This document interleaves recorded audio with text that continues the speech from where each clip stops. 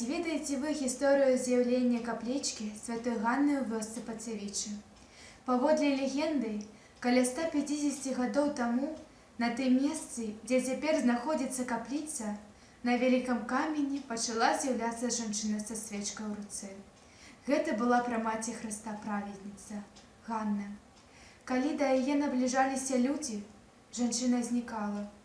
Тагачасны святар Самуілаўскай царквы Сава Кульчыцкі прыняў рашэнне перанесці камень да храму ў вёску Самуілавіча.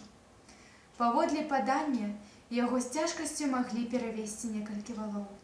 Тады праведная Ганна пачала яўляцца самому святару, і ён быў вымушаны вярнуць камень на ранейшае месца, куды яго без цяжкасці давёз усяго адзін вол.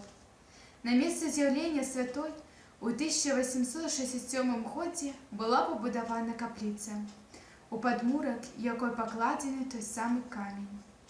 Асветленая капліца ў гонар нараджэння Пресвятой Багародзіцы святкаваннем дня Успення праведнай Ганны.